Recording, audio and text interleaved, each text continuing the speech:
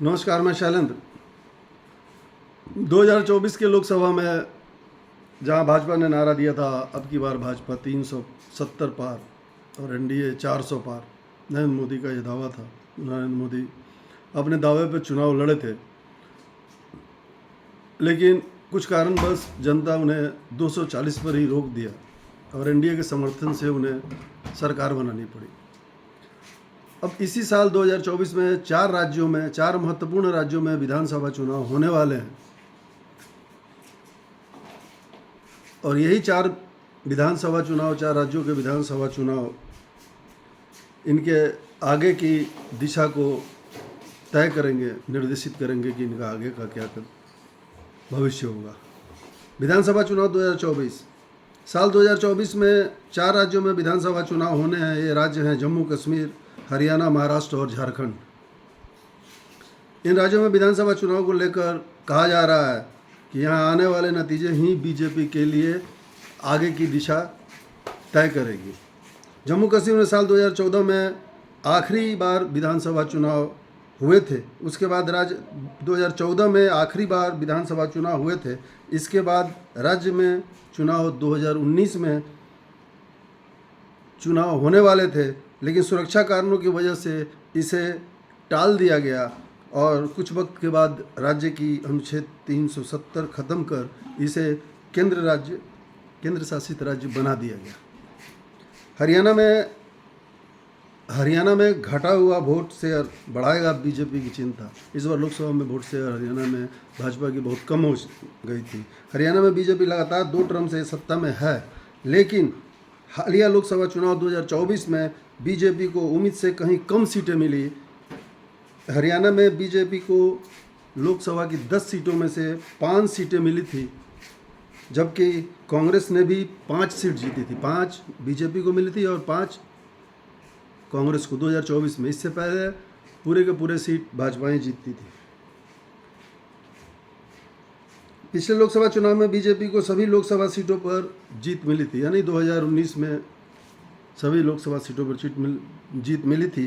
2019 लोकसभा चुनाव में बीजेपी का वोट शेयर 58% था 2019 में, जो कि 2024 में घटकर 46% हो गया। वहीं कांग्रेस का वोट शेयर 28% था उस समय 19 में, से बढ़कर 43% हो गया। विधानसभा चुनाव में अगर यही पैटर्न विधानसभा चुनाव में रहा, अगर यही सिलसिला विधानसभा चुनाव में रहा, तो बीजेपी के लिए यह बहुत बड़ी चुनौती बन जाएगी।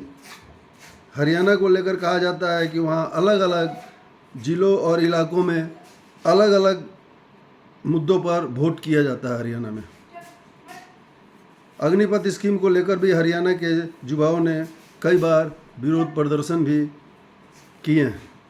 ये भी गौर करने वाली बात है। महाराष्ट्र और झारखंड बने बीजेपी के लिए साख का सवाल। महाराष्ट्र और झारखंड ये दोनों बीजेपी के लिए इज्जत का सवाल बन गया है। महाराष्ट्र में बीजेपी और शिवसेना एकनाथ शिंदे गठबंधन में सरकार चला रही है। यहाँ मराठा आरक्षण अहम मुद्दा है, जो इस चुनाव में अहम भूमिका में रहेगा। इसके अलावा बीजेपी को मराठवाड़ा इलाके पर भी फोकस करना होगा। इस इलाके के तहत 46 विधानसभा सीटें आती है। 2019 में बीजेपी को सिर्फ 16 सीटों पर ही जीत हासिल हो सकी थी इस इलाके में। मीडिया रिपोर्ट में दावा किया जा रहा है कि बीजेपी के कई नेता इस बार जोर दे रहे हैं कि पार्टी को अकेले चुनाव लड़ना चाहिए और पार्टी इसके लिए इंटरनल सर्वे भी करवा रही है। जबकि झारखंड में विधानसभा चुनाव बीजेपी के लिए अग्नि परीक्षा साबित होने जा रही है और अग्नि परीक्षा हो सकती है। राज्य में ईडी के द्वारा मुख्यमंत्री हेमंत सोरेन को जेल जाने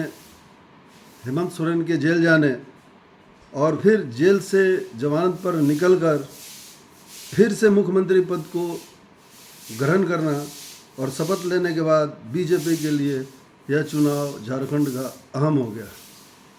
अब ये 4 राज्यों के जो चुनाव हैं ये काफ़ी महत्वपूर्ण रखते हैं भाजपा के लिए और इन 4 राज्यों में भाजपा कहीं ना कहीं फंसी हुई है ही है। देखना ये है कि किस नीति से, किस ढंग से भाजपा इन 4 राज्यों में चुनाव लड़ती है और विपक्ष कितनी ताकत से लड़ती है।